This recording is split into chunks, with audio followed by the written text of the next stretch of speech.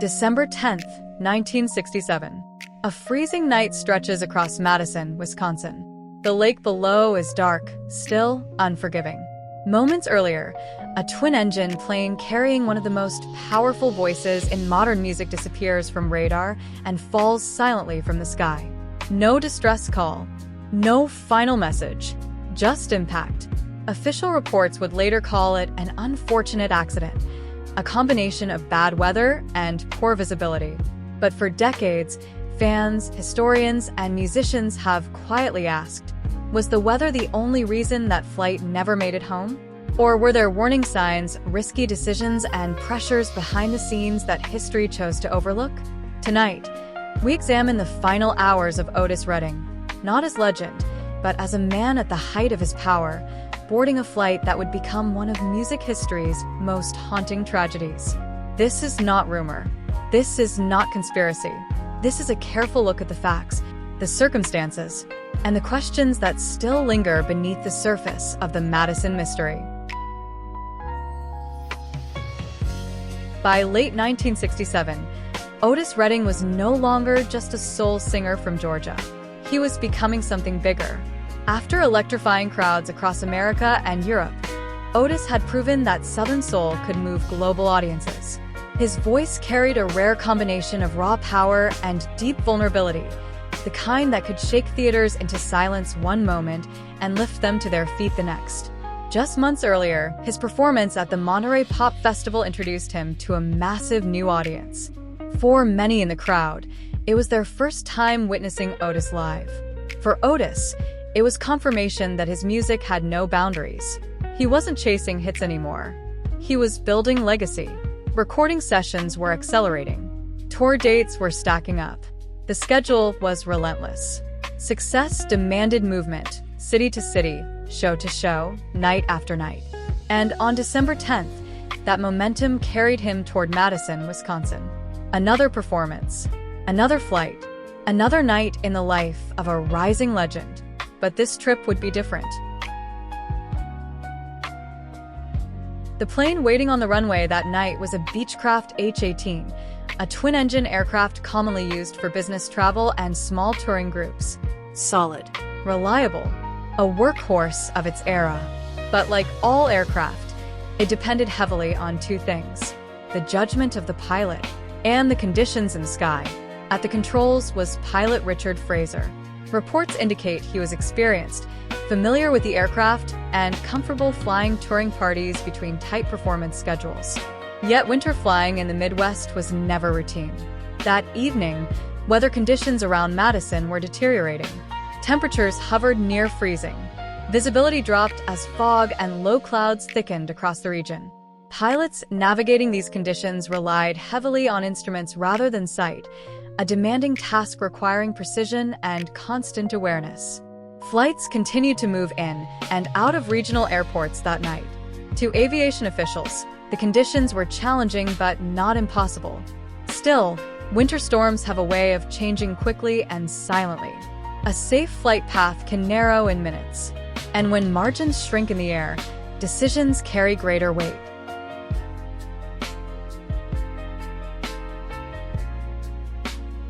As the aircraft neared Madison, communication with air traffic control remained routine. Nothing in the exchanges suggested immediate distress. But something was changing. Radar later showed the plane descending gradually at first, then more sharply. Moments later, it vanished. No mayday call. No indication of mechanical failure. Just silence. Witnesses near Lake Monona would later report hearing an aircraft overhead before a distant impact cut through the cold night air.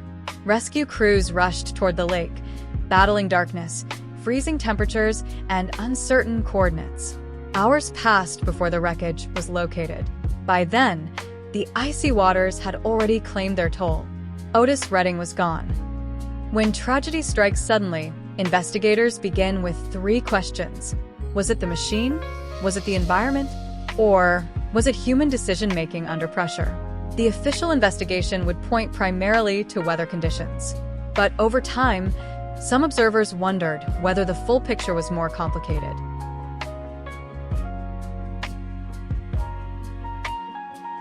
The The Civil Aeronautics Board investigated the crash and found no evidence of sabotage or catastrophic mechanical failure. Their conclusion: reduced visibility, low cloud cover, and the challenges of nighttime descent likely disoriented the pilot during approach. In aviation, this is known as spatial disorientation, when a pilot's senses conflict with instrument readings, creating a dangerous illusion of orientation. It is a silent threat, invisible, disorienting even for experienced aviators. The report treated the event as a tragic accident shaped by environment and circumstance. Case closed. Yet for many, the questions did not end there, because context matters. And the context surrounding Otis Redding's final days adds emotional weight to an already devastating loss. The official investigation, what we know. The crash of Otis Redding's plane on December 10, 1967, was investigated by U.S. aviation authorities. Despite the high-profile nature of the tragedy, the final conclusion remains one of the most important and often overlooked aspects of the case. The aircraft, a Beechcraft H-18, was approaching Madison, Wisconsin, when it went down in Lake Monona, approximately 3 miles short of the runway. Weather conditions at the time were poor, with heavy cloud cover, low visibility, and fog reported in the area. Air traffic control had cleared the plane for landing, and there were no signs of distress in the pilot's communications. Then, without warning, the aircraft disappeared from radar. No mayday call was made. No final transmission was recorded. Rescue teams later located the wreckage in the lake, but not all components of the aircraft were recovered. Notably, the plane's left engine was never found. In aviation investigations, engines can provide critical insight into whether they were functioning at the time of impact. In this case, that piece of evidence was lost beneath the lake, leaving an incomplete picture of the aircraft's final condition. Another major limitation in the investigation was the absence of a black box. At the time, small aircraft like the Beechcraft H-18 were not required to carry flight data recorders or cockpit voice recorders. This meant there was no record of the pilot's final moments, no instrument readings, and no definitive timeline of what occurred inside the cockpit during the descent. Because of these limitations, no black box, incomplete wreckage recovery, and no distress signal, investigators were unable to determine a single definitive cause of the crash. The official ruling was listed as undetermined. While poor weather and low visibility were considered likely contributing factors, no evidence of sabotage or deliberate wrongdoing was found. Over the years, various theories have surfaced, including claims about fuel levels or mechanical failure. However, none of these have been confirmed by official findings. Without conclusive data, these remain unverified possibilities rather than established facts. In the end, the crash of Otis Redding's plane stands as a tragic event shaped by uncertainty, a moment where critical answers were lost along with the aircraft itself.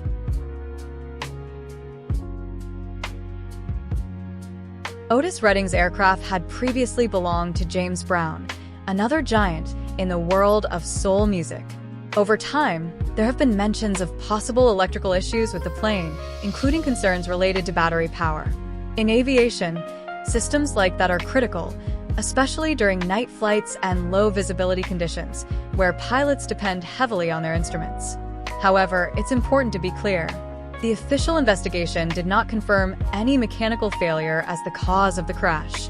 And so, like many aspects of that night, this remains a detail without a definitive answer. At the controls that night was Richard Fraser, a private pilot navigating a difficult descent into Madison. He was flying alone. No co-pilot. No second set of instruments being cross-checked. No margin for distraction. Weather conditions were deteriorating. Low clouds, fog, and darkness over open water. In situations like this, pilots rely almost entirely on their instruments. And even then, the human body can be deceived. Spatial disorientation, a known danger in aviation, can cause a pilot to misjudge altitude, direction, even motion itself. Without a black box, we don't know exactly what Fraser experienced in those final moments. Only that something went wrong, and there was no time to recover. There is no evidence that the pilot Richard Fraser, had any history of mental health issues or unsafe flying behavior. Nothing in the official investigation pointed to instability, impairment, or prior incidents that would explain what happened that night. Instead, the focus remains on the conditions: darkness, fog, low visibility, and the reality that even experienced pilots can face moments where the margin for error disappears. Despite the high-profile nature of the crash, detailed records of compensation remain limited. While some settlements were made in the aftermath, there is little public information suggesting that the pilot's family received any significant or widely reported payout. In cases like this, where the cause remains officially undetermined, accountability can become difficult to define, and sometimes closure remains just out of reach.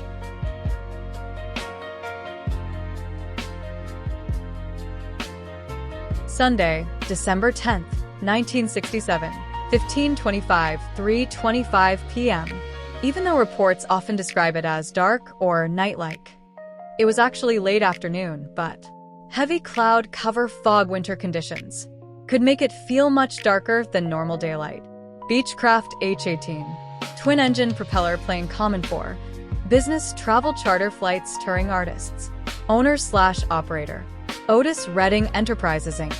Meaning, the plane was owned/controlled by Otis's business, not a commercial airline.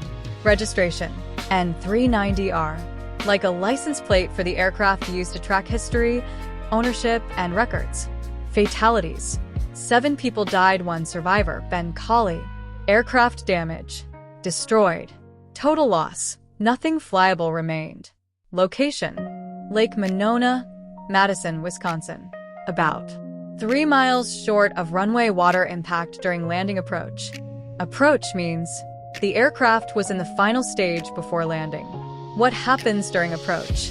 This is when the pilot lines up with the runway, descends in altitude, adjusts speed and direction, prepares for landing. Warning: why this phase is high risk. Most aviation accidents happen during takeoff, approach/landing, because pilot workload is highest, altitude is low, less room for recovery. Precision is required, weather matters more. What this means in Otis's case: the plane was close to safety, close to landing, almost there. And then, something went wrong right at the most critical moment. Nature. Executive. This is about the type of flight, not the situation. Executive flight means private or business-related flight, not a commercial airline, not military. Typically used for business leaders, entertainers, private charters. In this case, executive means Otis and his team were traveling for professional/touring purposes. Why this matters: executive flights often operate on tight schedules, have more flexibility in decisions, may not follow the same rigid structure as airlines.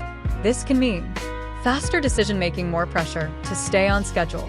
The official report places the aircraft in what's known as the approach phase, the final stage before landing, a moment where precision matters most, where altitude is low, decisions are immediate, and there is little room for error. The plane was just miles from the runway, almost there, but something went wrong before it could touch down. The flight itself was classified as executive, a private journey tied to business and performance. Not a commercial airline, not a regulated passenger route, just a small aircraft moving on a tight schedule, carrying a rising star toward his next destination. By the time Otis Redding boarded that plane in 1967, the music world had already seen tragedy in the skies. Ritchie Valens, Buddy Holly, the Big Bopper, gone in a single night in 1959. Patsy Cline just a few years later. Different artists, different flights, but the same pattern: small aircraft, tight schedules, and an industry that never stopped moving. These weren't everyday occurrences, but they weren't isolated either. They were part of a growing reality, where the demand for performance was beginning to collide with the limits of travel. In the days surrounding his final flight, Otis had been working on new material, songs that hinted at a shift in direction, a broader sound, a wider reach, a deeper emotional tone. Among those recordings was a track that would later become one of the most recognized songs in music history. A song recorded just days before his death. A song that would go on to define his legacy. Sitting on the dock of the bay. It was different, more reflective, more spacious, less urgent, but more profound. It suggested an artist evolving beyond the boundaries of traditional soul, stepping into something more universal. That evolution would never fully be seen in real time. Instead, it would arrive after his passing, leaving the world to imagine what might have come next. There's a pattern in music history that often goes unspoken. Behind every rising star, there's a system. Managers, promoters, labels, people whose job is to keep the momentum going. Figures like Phil Walden guiding the rise of Otis Redding, Bob Keane helping shape the early success of Ritchie Valens, and management structures surrounding artists like Jackie Wilson, all operating within an industry that demanded constant motion. More shows, more travel, more exposure, because in that era, slowing down meant losing position. And so the machine kept moving, not necessarily out of malice, but out of momentum. And when that momentum meets exhaustion, risk increases. Flights are taken, schedules are kept, decisions are made under pressure. And sometimes, the outcome is something no one intended, but no one stopped.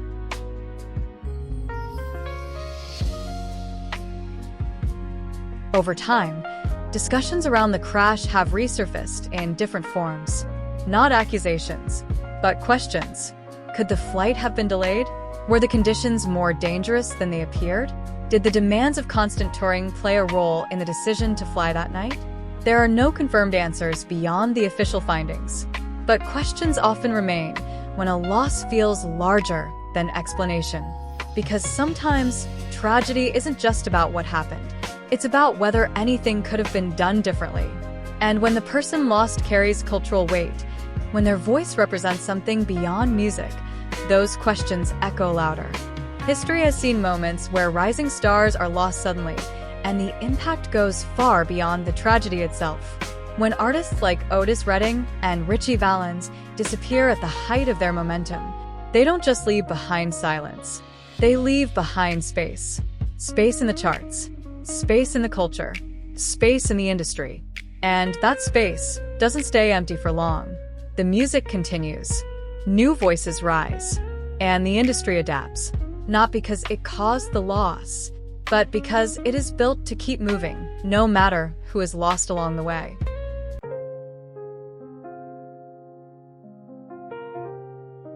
In the months following his death, Otis Redding's music reached even further. Sittin' on the Dock of the Bay became his first #1 hit, a quiet, reflective song, released into a world that now heard it differently, not as a transition, but as a farewell. His legacy grew, not just as a performer, but as a symbol of authenticity, a reminder of what music sounds like when it comes from a real place. Otis didn't just sing songs, he felt them. And that feeling continues to reach new generations, long after the night his voice was lost to the water.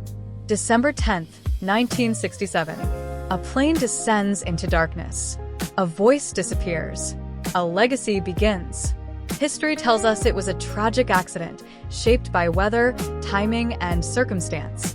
And in many ways, that may be true. But understanding tragedy isn't always about rewriting what happened. Sometimes it's about looking closely enough to appreciate how fragile moments can be, how quickly momentum can shift, how even the most powerful voices can be silenced without warning. Otis Redding left behind more than music. He left behind a question that still lingers quietly beneath the surface. What might have been if that flight never took off? Otis Redding was rising at a time when America was still divided by race, when the music industry, like much of the country, was controlled by forces that didn't always reflect the artists creating the sound. Black artists could perform, they could entertain, but ownership, control, that was a different conversation. And yet, Otis was stepping into that space. Like Sam Cooke before him, he wasn't just making music, he was building something, publishing, creative control, a voice that crossed boundaries. He was reaching audiences that the industry didn't always expect, and doing it on his own terms. And just as that transformation was beginning to take shape, his life was cut short, not with answers, but with questions about timing, about trajectory, and about what might have been. Officially, they stamped it undetermined. Beechcraft H18, Lake Monona, December 10, 1967. Battery was weak 2 days before. Ben Colley heard it himself. Fog thick, engine gone, and the NTSB never found the left prop. Case cold. But here's what won't stay buried. Otis wasn't just singing respect, he was taking it. Otis Records. Big O Ranch. Masters, publishing land. Same playbook Sam Cooke ran at SAR before a motel in LA took him at 33. Stories still float, just like they say that Satchel did. Contracts inside. Young artists. Proof he was building something the machine couldn't own. No police log shows it. No FBI file released claims it. But in an industry that made millions keeping black genius on a per dime, a 26-year-old king who knew his worth? That's a problem you solve permanent. Phil Walden cashed a $1 million policy. Zelma later sold his catalog for $300,000. It pulls $2 to $3 million a year now. You do the math. Plane crash or plot. The result was the same. The dock was empty, the whistle faded, and the boardroom got real quiet. Because if Otis lived to finish what he started, he wasn't just going to be #1 on Billboard. He was going to own the chart. If you found this breakdown meaningful, take a moment to reflect, not just on the tragedy, but on the legacy. And, as always, stay curious, stay thoughtful, and keep questioning the stories we're told.